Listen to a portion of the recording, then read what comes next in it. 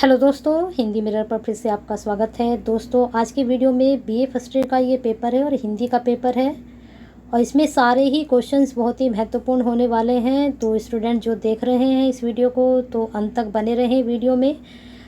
बीच बीच में मैंने जो है आपके क्वेश्चंस ना लेकर आपको प्रश्न से संबंधित बहुत ही महत्वपूर्ण मैं पूरी स्लाइड लेकर आई हूँ। जैसे भाषा से संबंधित है, आप लोगों को पता है कि भाषा जो बटी हुई है पश्चिमी हिंदी, पूर्वी हिंदी, इस तरह से ये बटी हुई है भाषा।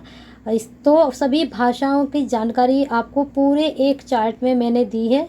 उसी प्रकार से आपकी जो देवनागरी है, देवनागरी की जो विशेषताएं हैं उनमें से जो प्रश्न आपके बनेंगे देवनागरी के, उसका भी पूरा का पूरा मैंने चार्ट बीच के प्रश्नों में लिया है।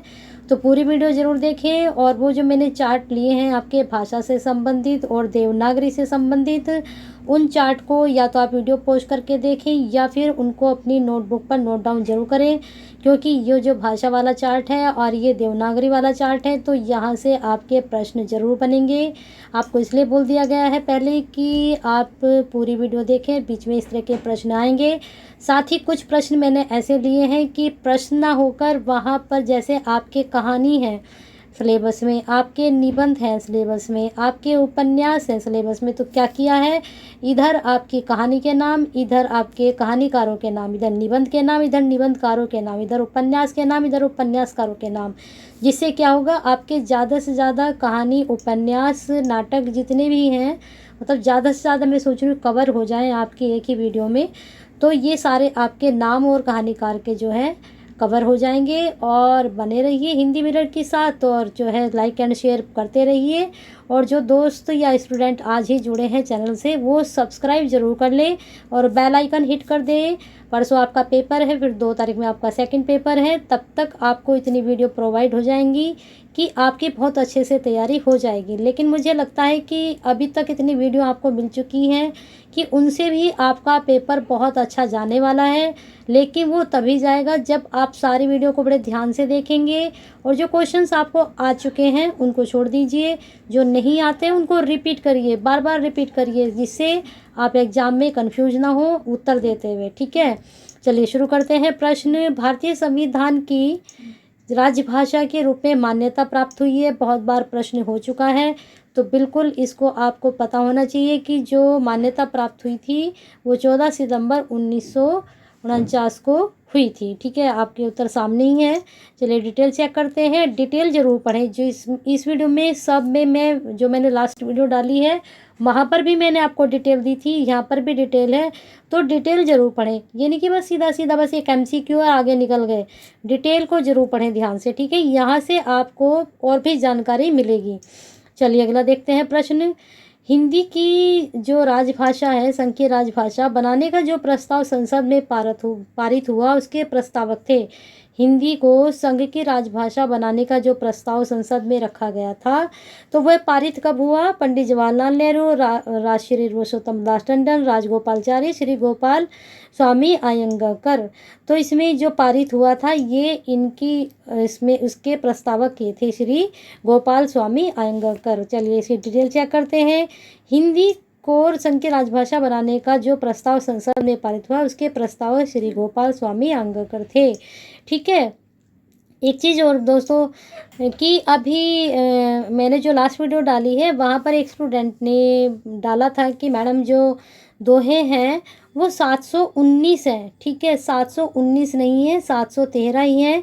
कहीं कहीं पर 719 दिया हुआ है लेकिन उसमें जो सही है वो 713 है। ठीक है, क्लियर कर देते हैं। दूसरा एक स्टूडेंट ने पूछा कि मैडम इसमें से क्वेश्चंस आएंगे तो तैयारी रखिए। आप ये मत सोचिए कि हमने 12 किए तो 12 में से सारे के सारे आ जाते हैं।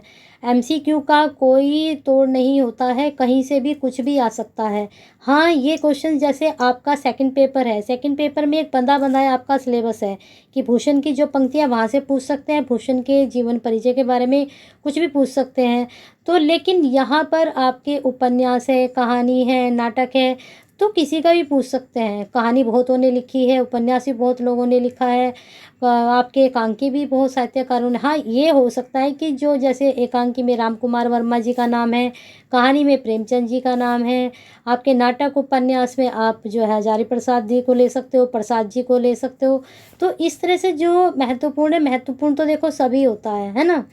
तो आप पढ़िए, और हो सकता है जो आप तैयारी कर रहे हैं हिंदी मीडियम से तो बहुत अच्छा आपका पेपर चला जाए। और मुझे उम्मीद है कि अगर बच्चों ने अच्छे से देखा है, अच्छे से पढ़े हैं, तो वो उनके मार्क्स जो है फर्स्ट डिवीज़न मार्क्स तो चले ही जाएंगे। चलिए देखते हैं आगे प्रश्न। वर्तमान भारतीय गणतंत्र में हिंदी भाषा का किस भाषा के रूप में मान्यता है? राष्ट्रभाषा, माध्यम भाषा, संचार भाषा, राजभाषा।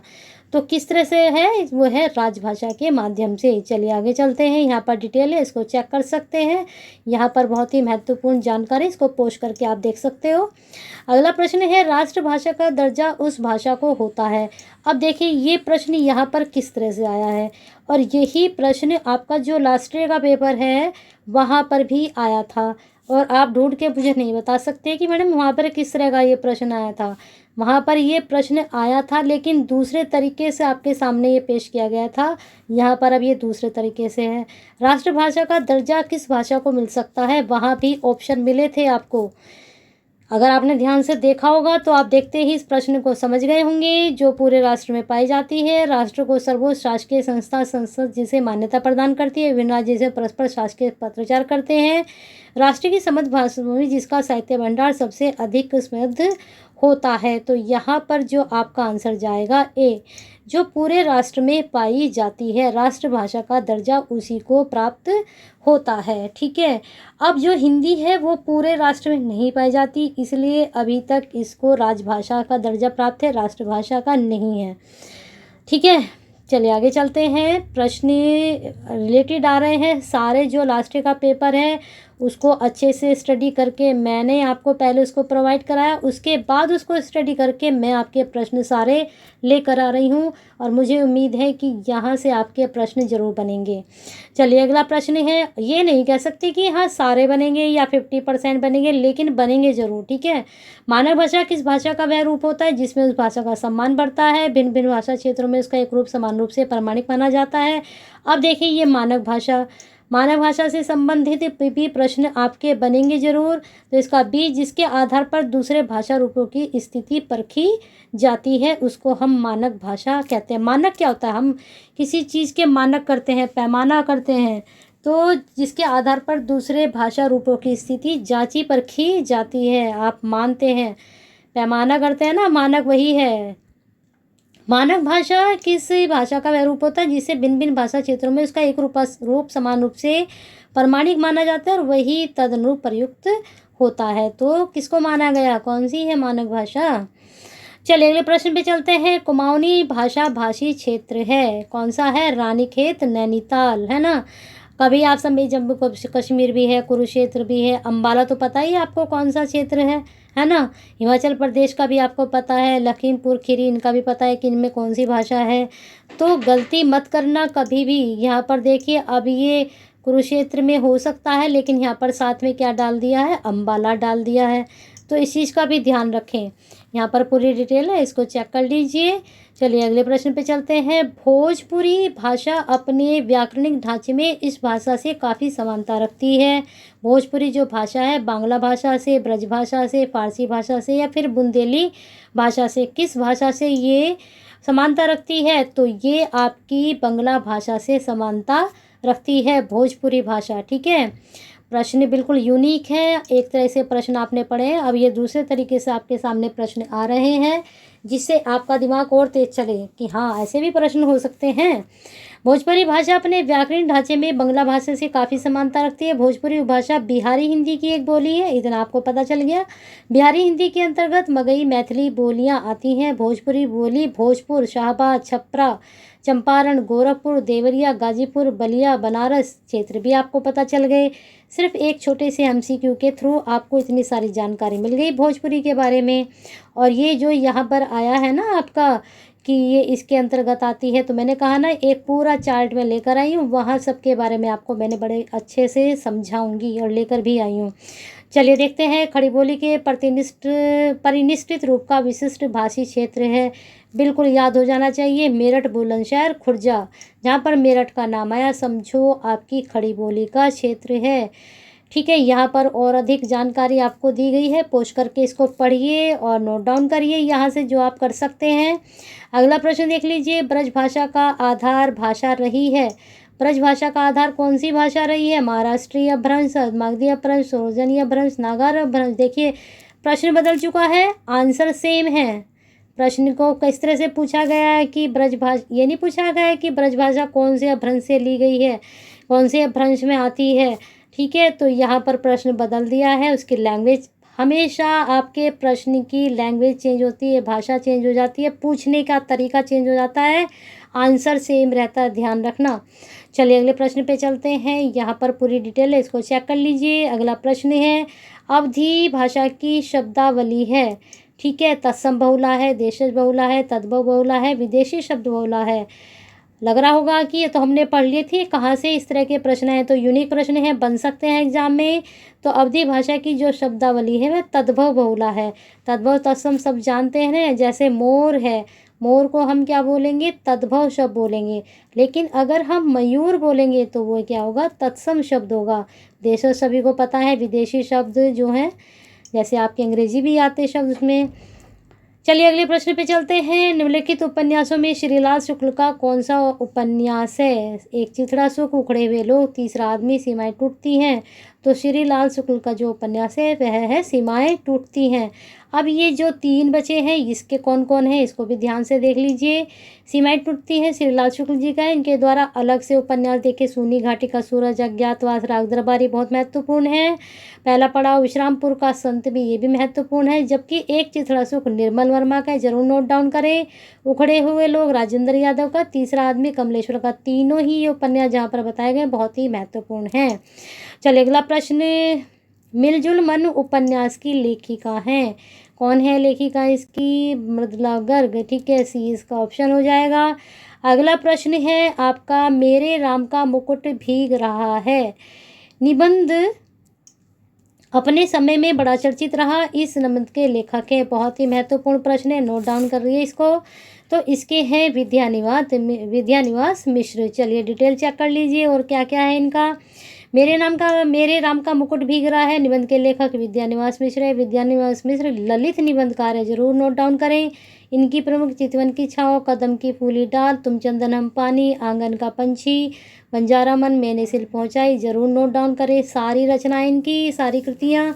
अब है कुबेर नाथ राय, रस्म धर्मा ललित निबंधकार है, ये भी ललित निबंधकार है लेकिन ये रस धर्मा है। ठीक है, इनके द्वारा रचित कौन सी है? प्रिया नीलकंठी, रसाकेटिक, गंधमादन और विषाद योग, निषाद बांसुरी, कामधेनु। निषाद बांसुरी आपके एग्जाम में लास्ट ईयर आया था, तो कुबेर नाथ राय के निबंध जरूर पढ़ लें, बहुत ही इम्पोर्टेंट है इनके निबंध। ठीक है, चलिए अगले प्रश्न पे चलते हैं। तीसरी सत्ता उपन्यास के लेखक का क्या नाम है? गिरिराज किशोर, श्रीलाल शुक्ल, गोविंद मिश्र या फिर निर्मल वर्मा। तो ये है गिरिराज किशोर के द्वारा लिखा गया।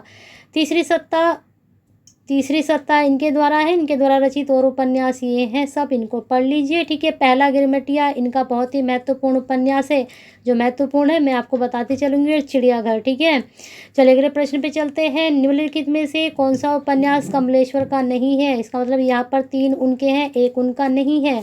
काली आंधी भी है, डाक बंगला भी है, कितने पाकिस्तान भी है, चौखट उनका नहीं है।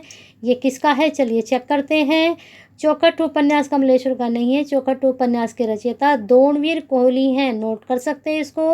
और कमलेश्वर जी के काली आंधी, डाक बंगला, कितने पाकिस्तान बहुत महत्वपूर्ण है और सारे पढ़ लीजिए इनका। ठीक है, अगले प्रश्न पे चलते हैं। हिंदी की रोमन लिपि कहलाती है, कौन सी लिपि कहलाती है? देवनागरी तो नहीं कहलाती, गुरुमुखी भी नहीं कहलाती, हिंदी की लिपि कहलाती है। सॉरी, रोमन लिपि पढ़ लिया मैंने। हिंदी की लिपि क्या कहलाती है? देवनागरी कहलाती है। सभी को पता है, बहुत आसान प्रश्न है।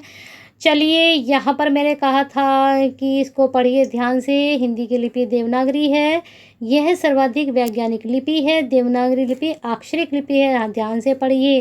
प्रश्न बनता है ये वाला कि देवनागरी लिपि किस तरह की लिपि है, अक्षरिक है, वर्णात्मक है, कैसी है? तो ध्यान रखिएगा, अक्षर है, ठीक है। ब्राह्मी से ही उत्पन्न मानी जाती है। देवनागरी में कौन कौन सी भाषाएं, हिंदी, संस्कृत, गुजराती, मराठी, तो कितनी हो गई, 5।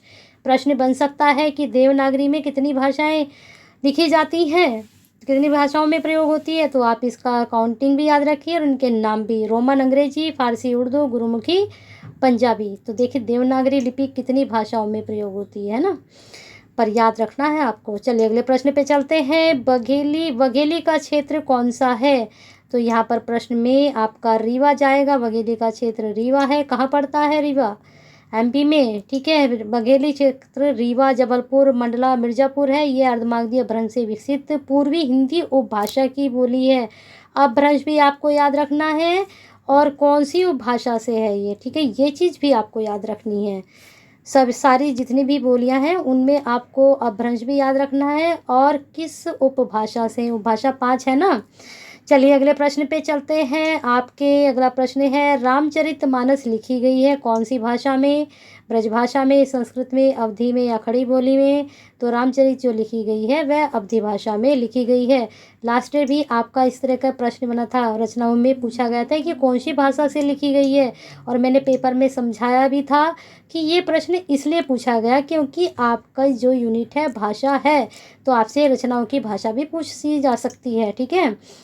चलिए देखते हैं अगला प्रश्न। यहाँ पर तुलसीदास जी से संबंधित बहुत अच्छी जानकारी है। ये जानकारी आपको सेकंड पेपर में भी काम आ सकती है, नोट डाउन कर सकते हैं। अगला प्रश्न है, आचार्य रामचंद्र शुक्ल के अनुसार पहला उपन्यास कौन सा है। बहुत बार करा चुकी हूँ, आँख बंद करके इसका टिक करिए। चलिए आगे चलते हैं। यहाँ पर इसकी जानकारी भी है, साथ में उपन्यास के बारे में भी जानकारी दी गई है। चलिए अगला प्रश्न देखते हैं। अंधा युग किसकी रचना है, तो अंधा युग जो है धर्मवीर भारती की रचना है। देखते हैं इसके बारे में डिटेल। अंधा युग धर्मवीर भारती द्वारा रचित एक गीति नाट्य है। ये भी याद रखना है कि एक गीति नाट्य है। ये प्रश्न बन सकता है आपका कि अंधा युग कैसा है, कैसी रचना है, तो गीति नाट्य है। इसकी कथा महाभारत युद्ध के अंतिम दिवस पर आधारित है। 18 दिन तक चला था ना, तो अंतिम दिवस पर आधारित है। और इसमें युद्ध के बाद की समस्याएं, मानवीय महत्वाकांक्षा को प्रस्तुत किया गया। इसमें बताया गया है कि जब हमारे युद्ध होते हैं उसके बाद हमें किन समस्याओं का सामना करना पड़ता है, और जो मानवीय हमारी महत्वाकांक्षा है उसके कारण ये सब होता है। तो इसको पढ़िए, इसकी डिटेल अच्छे से पढ़ लीजिए। अतीत के चलचित्र किसकी रचना है, अतीत के चलचित्र महादेवी वर्मा की रचना है। डिटेल चेक करते हैं क्या है। अतीत के चलचित्र महादेवी की रचना है। इसका प्रकाशन 1941 में। इसमें रामा, भाभी, बिंदा, सबिया, बिंटो, बालिका, गीसा, आलोपी, जितने भी चरित्र हैं 11 के 11 चरित्र, इनके बारे में बताती हूँ। क्वेश्चन किस तरह से बनेगा आपका, इसमें क्वेश्चन आपका बन सकता है कि जो रामा है वह किसकी पात्र है, सबिया है वह किसके पात्र है। तो यहाँ पर अतीत के चलचित्र है ना, चरित्रों के बारे में इसमें प्रश्न बनते हैं आपसे। सीधा सीधा इनके जो घीसा है, घीसा के बारे में पूछ सकते हैं। ज़्यादातर सबिया, रामा और आपसे घीसा के बारे में पूछा जाता है ना। चलिए अगला प्रश्न देखते हैं। अगला प्रश्न है, ताई कहानी के लेखक हैं। तो जो ताई कहानी के लेखक हैं वे विशंबर नाथ जी हैं। तो देखते हैं इसकी डिटेल। ताई कहानी के लेखक विशंबर नाथ शर्मा कौशिक जी हैं। ये प्रेमचंद परंपरा से समझ रहे हो कि प्रेमचंद जी के समय के हैं। इनके प्रमुख कहानी संग्रह रक्षाबंधन, ये भी बहुत महत्वपूर्ण है। गल्प मंदिर भी है, प्रेमवती, मणिमाला तथा कल्लोल के बारे में भी प्रश्न बनता है, ठीक है। रक्षाबंधन में इनकी 24 कहानियां संकलित हैं। ये भी रक्षाबंधन को अच्छे से पढ़ लीजिए। चलिए आगे चलते हैं। परिंदे कहानी किसने लिखी, बहुत ही महत्वपूर्ण है, तो ये निर्मल वर्मा की है। अगले प्रश्न पे चलते हैं। यहाँ पर इनकी और भी कहानी संग्रह, इनको भी पढ़ लीजिए अच्छे से, पॉज कर लीजिए वीडियो को। पूस की रात कहानी के लेखक हैं। पूस की रात में लास्ट वीडियो में भी क्वेश्चन पूछा गया था, झबरा कुत्ता याद आया, लास्ट क्वेश्चन था, तो वह प्रेमचंद जी की लिखी हुई है। और पूस की रात का वह पात्र भी समझ लीजिए आप। चलिए अगले प्रश्न पे चलते हैं। जानवी कहानी के लेखक कौन है, जानवी कहानी के लेखक जैनेन्द्र कुमार हैं। याद रखिए इसका, ये भी बहुत अच्छा प्रश्न है आपका। यहाँ पर जैनेन्द्र जी से संबंधित अनेक कहानियाँ यहाँ पर दी गई हैं, और यहाँ से प्रश्न आपका 99 जरूर बनेगा जैनेन्द्र से, ठीक है। यहाँ पर इनके कहानी संग्रहों के नाम है, इसको अच्छे से पढ़ लीजिए, इनकी ज़्यादातर कहानी ही है। ठीक है, अगला प्रश्न देखते हैं। आधा गाँव उपन्यास के लेखक का नाम बताना है। तो आधा गाँव के हैं राही मासूम रजा। देख ही लीजिए आपका जो है आधा गाँव अच्छे से याद कर लीजिए किसका है। एक मिनट, इसको डिटेल चेक करते हैं इसकी। यह उपन्यास 1966 में लिखा गया। इसमें गाजीपुर ज़िले के गंगोली गांव के सैयद मुसलमानों की कथा है। प्रश्न दोस्तों ऐसे भी बनता है कभी कभी कि जो आपका आधा गांव है उसके उपन्यास की कहानी कौन से गांव से है, तो कौन से गांव का जिक्र है, कौन से गांव का वर्णन है, तो गंगोली गांव का वर्णन है। ये चीज़ भी आप याद रखें, ठीक है। अब इनके अलग उपन्यास है। टोपी शुक्ला, हिम्मत जौनपुरी, इनको पढ़ लीजिए। ज़्यादातर इसमें कटरा बी आरजू के बारे में पूछते हैं और टोपी शुक्ला और इन्हीं के बारे में, बाकी सारा पढ़िए आप। अब आया नाचियो बहुत गोपाल, किसकी उपन्यास है, ठीक है। नाचियो बहुत गोपाल बी यानी कि अमृतलाल नागर का है। अमृतलाल नागर के में लास्ट वीडियो में भी हमने पढ़ा है, देखते हैं। नाचियो बहुत गोपाल अमृतलाल नागर का उपन्यास है। इस 1978 में प्रकाशित हुआ। इसे भंगी समाज का इतिहास और वर्तमान जीवन की नाट्यता, ये भी याद रखना है। इनके अन्य उपन्यास है महाकाल, सेठ बाकेलाल, बूंद और समुंदर, शतरंज के मोहरे, सुहाग और नुपुर। इनके सारे ही उपन्यास बहुत ही महत्वपूर्ण है, पूछे जा सकते हैं। शतरंज के खिलाड़ी किसकी रचना है, बिल्कुल आंख बंद के करके इसमें आप टिक लगा सकते हो। यह प्रेमचंद जी की रचना है और इस पर जो है शतरंज के खिलाड़ी पर इनकी रचना पर पिक्चर भी बनी हुई है, ठीक है। अगला प्रश्न, यहाँ पर इनकी प्रेमचंद जी की सारी विधा कहानी दी गई है, इनको अच्छे से पढ़ लीजिए, सन भी दिए गए हैं। तो इनमें जो आपको करनी है ईदगाह कर लीजिए, कफन दो, वैसे तो इनके सारी ही कहानियाँ, लेकिन फिर भी देख लेते हैं। दो बैलों की कथा, ठाकुर का कुआं, ये सब आप पढ़ सकते हो। बड़े भाई साहब से आपके क्वेश्चंस बने थे लास्ट पेपर में। चलिए अगला देखते हैं प्रश्न। प्रेमचंद का अपूर्ण उपन्यास है। मैंने आपको बताया था लास्ट वीडियो में कि इनका अपूर्ण उपन्यास कौन सा है, तो लगा लीजिए टिक। मंगलसूत्र, यहाँ पर डिटेल है इसकी, इसको चेक कर सकते हो। अब अगला प्रश्न देखते हैं। नाखून क्यों बढ़ते हैं निबंध के लेखक कौन हैं, तो इसके लेखक हैं हजारी प्रसाद द्विवेदी। ये भी प्रश्न आप 99 में रख सकते हो, अक्सर पूछा जाता है इसको भी। तो नाखून क्यों बढ़ते हैं निबंध के लेखक हजारी प्रसाद द्विवेदी है। इनके अलग निबंध है, ये भी महत्वपूर्ण है। शिरीष के फूल भी, कुटज भी, और यही है ज़्यादातर इनके, ठीक है। इनके बारे में याद कर लीजिए अच्छे से। अगला प्रश्न आप देख लीजिए। कलम का सिपाही किसकी रचना है, तो कलम का सिपाही हमने लास्ट वीडियो में बताया था आपको, अमृत राय, और इसके बारे में और भी जानकारी आपको दी थी। तो अमृत राय जी के बारे में और भी जानकारी उस वाली वीडियो में थी, लास्ट वीडियो में देखिए उसको जाकर, अगर नहीं देखी है तो। कलम का सिपाही अमृत राय की जीवनी परक रचना है जो प्रेमचंद जी के जीवन पर लिखी गई है। और भी मैंने आपको बताया था कि इन्होंने और भी लिखा है। अब देखिए शिवरानी देवी जीवनी परक रचना प्रेमचंद घर में है, यह भी प्रेमचंद जी के जीवन से लिखी गई, और शिवरानी देवी प्रेमचंद जी की पत्नी थी, ठीक है। तो उन्होंने भी उनके ऊपर लिखा है। अगला प्रश्न है क्या भूलूं क्या याद करूं। ये प्रश्न भी पिछले वीडियो में था, लेकिन मैंने कहा था ना कि प्रश्न की लैंग्वेज चेंज होती है, प्रश्न को पूछने का ढंग चेंज होता है और आंसर वही रहते हैं। यहाँ पर दूसरे तरीके से ये प्रश्न पूछा गया, लास्ट वीडियो में दूसरे तरीके से पूछा गया था। चेक करना जरूर आप कि प्रश्न किस तरह से पूछे जाते हैं। तो क्या भूलूं क्या याद करूं हरिवंश राय बच्चन की है। चलिए आगे देखते हैं। इनकी सारी आत्मकथाओं के यहाँ पर नाम दे दिए गए हैं, इसको अच्छे से आप पढ़ लीजिए। और उसके बाद 1641 में बनारसी दास जैन ने ब्रज भाषा में पद्य में, ये बिल्कुल मैंने आपको अभी लास्ट वीडियो में बताया था।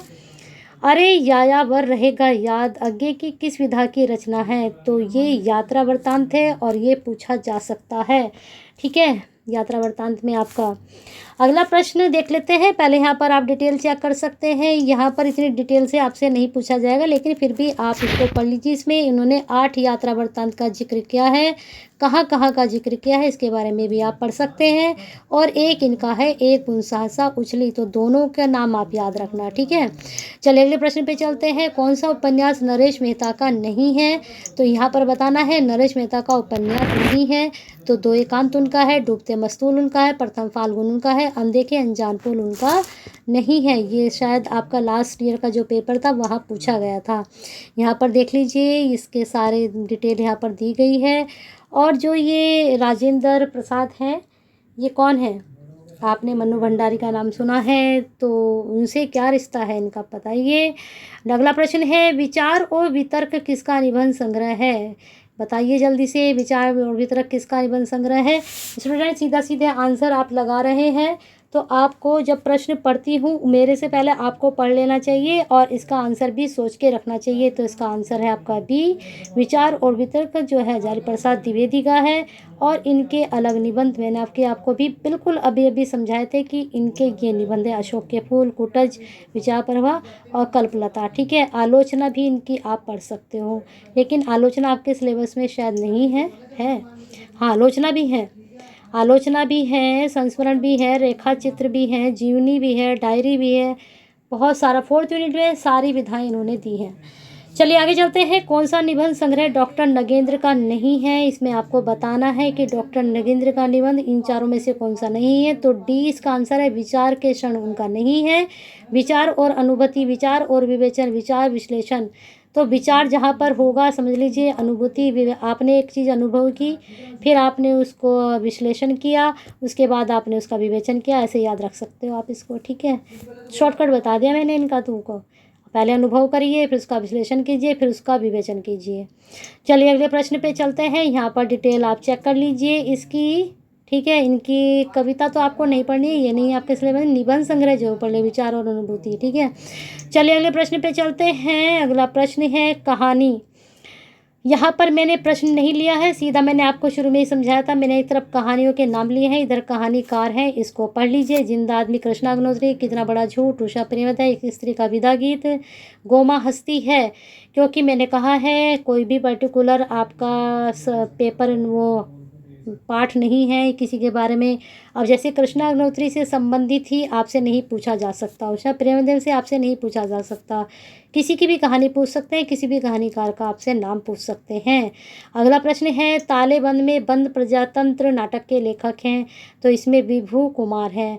बहुत अच्छा, बिल्कुल यूनिक है, आ भी सकता है। अगला प्रश्न देखते हैं, यहाँ पर डिटेल है, चेक कर सकते हैं। लौटकर आना नहीं होगा संस्मरण के लेखक हैं, तो इसके जो संस्मरण के लेखक हैं वह है डॉक्टर कांति कुमार जैन। संस्मरण तो पढ़ ही लीजिए, है ना। चलिए अगला प्रश्न देखते हैं। यहाँ पर इनके अन्य संस्मरण, तुम्हारी परछाई, कहूँगा, जो कहूँगा सच कहूँगा, इस तरह के ये, और विष्णुकांत शास्त्री के स्मरण को पाते बनने दो, सुधिया उस चंदन के बन की, ये आपका लास्ट ईयर पूछा गया है ना। हम हशमत, उन शब्दों के आलोक में, सोबती एक सोबत, अमृत लाल नगर का संस्मरण जिनके साथ जिया है, ये भी बहुत महत्वपूर्ण है। अब अगला प्रश्न है, व का उच्चारण स्थान है, तो व का जो उच्चारण स्थान है वह दंतोष्ठ है। ठीक है, अब आप देख लीजिए, य र ल व क्या थे, मैंने लास्ट वीडियो में बताए थे कि य र ल व क्या होते हैं, अंतस्थ व्यंजन होते हैं, लेकिन इनके उच्चारण स्थान भी होते हैं साथ में। तो वह का जो है दंत और ओष्ठ दोनों को है।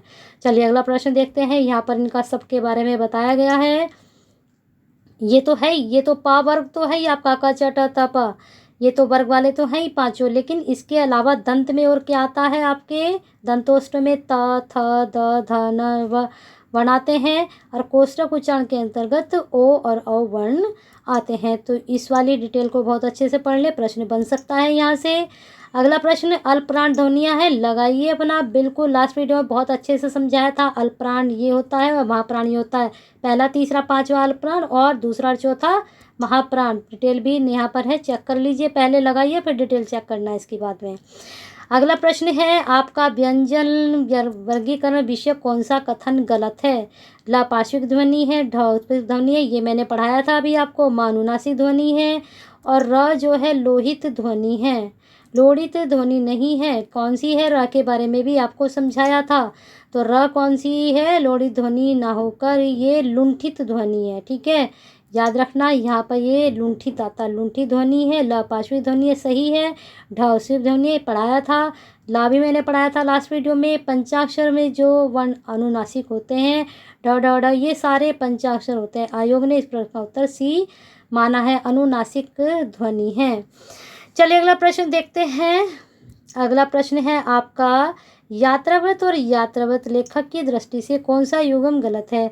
इधर यात्रावृत है, इधर यात्रावृत के जो लेखक है उनके नाम हैं, लेकिन इसमें गलत कौन सा है। अरे यायावर रहेगा याद, बिल्कुल समझ जाइए किसका है किसका, अभी बिल्कुल जस्ट अभी आप पढ़कर आ रहे हो, बाकी तो आपके सही हैं ही हैं। चलिए देखिए, आपको फ़ायदा हुआ ना। अरे यायावर के अगर आपको पता है तो आप एकदम से आंसर इसका टिक कर सकते हो, अगर इस तरह का आपका प्रश्न आता है तो।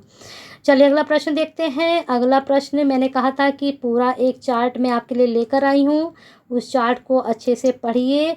यहाँ पर ये पूरा चार्ट आपका देवनागरी से संबंधित है, इतना छोड़कर आप यहाँ से शुरू करोगे इसको, ठीक है। और सारे पॉइंट ध्यान से पढ़ना इसके। जैसे अब देवनागरी अक्षरों का नाम ध्वनि के अनुकूल है, इसमें जैसे लिखा जाता है वैसे ही पढ़ा जाता है। देवनागरी में स्वर व्यंजनों का क्रम वैज्ञानिक है। देवनागरी लिपि कैसे पढ़ा, नगरों में प्रचलित होने के कारण। तो सारे पॉइंट्स इसके अच्छे से पढ़िए। अब देखिए, देवनागरी लिपि अक्षरिक है, वैज्ञानिक लिपि है, तो ये सब आप पढ़िए, इसमें से प्रश्न बन सकते हैं। ये प्रश्न तो आपका बन सकता है ज़रूर। चलिए अगले प्रश्न पे चलते हैं। यहाँ पर मैंने कहा था आपको कि मैं पूरी डिटेल लेकर आई हूँ, तो यहाँ से शुरू करते हैं। बिहारी से, बिहारी जो है मागधी अपभ्रंश से हुआ, बिहारी हंदरकंद कितनी आती है, भोजपुरी, ये सब आता है। फिर पश्चिमी हिंदी का किससे हुआ है, यहाँ पर इसको थोड़ा, हाँ, बिहार पश्चिमी हिंदी में राजस्थानी हिंदी, पहाड़ी हिंदी का विकास शोरसेनी अपभ्रंश से हुआ है। और पश्चिमी हिंदी के अंतर्गत कितनी आती हैं, ये सब आती हैं। फिर राजस्थानी के अंतर्गत कितनी आती हैं, चारों आती हैं। और पहाड़ी के अंतर्गत ये तीनों आती हैं। पूरा चार्ट है, इसको अच्छे से रीड कर लीजिए। यहाँ से प्रश्न बनेंगे, प्रश्न कैसे भी बने, प्रश्न कैसे भी घूम फिर कर आए, कैसे भी उसकी लैंग्वेज चेंज हो, किस तरह से भी आपको प्रश्न दिया जाए, लेकिन आप इतनी मजबूती से इसकी पकड़ बना लीजिए कि प्रश्न कहीं से भी आए आप आंसर बिल्कुल सही करोगे। चलिए अगले प्रश्न पे चलते हैं। रचना विधि की दृष्टि से युगम क्या है। अब देख लीजिए, अपनी खबर पत्र, सौंदर्य की नदी, नर्मदा रिपोर्टाज, व्योमकेश जीवनी, स्मृति में रहे डायरी, जमाने में हम यात्रा वृत्तांत। तो सही युगम हमें बनाना है रचना विधि की दृष्टि से। यहाँ पर इसकी डिटेल है, इसको बना लीजिए। इसका सही युगम है स्मृति में रहे ये वाला, व्योमकेश जीवनी, व्योमकेश दरवेश, ये जीवनी है। बाकी का इन्होंने सारी की डिटेल दे दी है, इसको चेक करिए और अच्छे से इसको नोट डाउन करिए, क्योंकि यात्रा वृत्तांत आपके इसमें सिलेबस में है, डायरी भी है, जीवनी भी है, रिपोर्टाज है। अगर इसको अच्छे से पढ़ोगे तो इन चारों की अच्छे से आपका रिवीजन हो जाएगा। चलिए अगले प्रश्न पे चलते हैं। हिंदी दलित साहित्य में किस विधा की रचनाएं सर्वाधिक रहीं। तो हिंदी दलित में जो लिखी गई ज़्यादातर आत्मकथा लिखी गई। क्यों लिखी गई, क्योंकि इन लोगों ने अपने जीवन को दर्शाया अपनी आत्मकथाओं के माध्यम से। यहाँ पर लेखक के नाम है, इधर दलित आत्मकथा के नाम है। तो बिल्कुल अच्छे से इनको पढ़ लीजिए, प्रश्न बनेगा जरूर। यहाँ से झूठन का लास्ट ईयर बन चुका है, तो यहाँ से और भी आपके प्रश्न बन सकते हैं। ये तो ज़रूर कर लीजिए, ज़रूर याद कीजिए इसको। तुलसी राम की भी याद कर लीजिए, लेकिन इन दोनों को तो ज़रूर पढ़ लीजिए, ठीक है। चलिए अगला प्रश्न देखते हैं। सात्विक अनुभव, देख लीजिए सात्विक अनुभव आ चुका है। अभी स्टूडेंट की कार्य हमें पूछा गया था कि सात्विक अनुभव क्या होता है मैम, तो हम बता देते हैं। अब सात्विक अनुभव नहीं है चिंता, बल्कि रोमांच भी है, बेपतु भी है, स्तंभ भी है, वैवर्ण्य भी। अब इसको समझते हैं सात्विक अनुभव है क्या।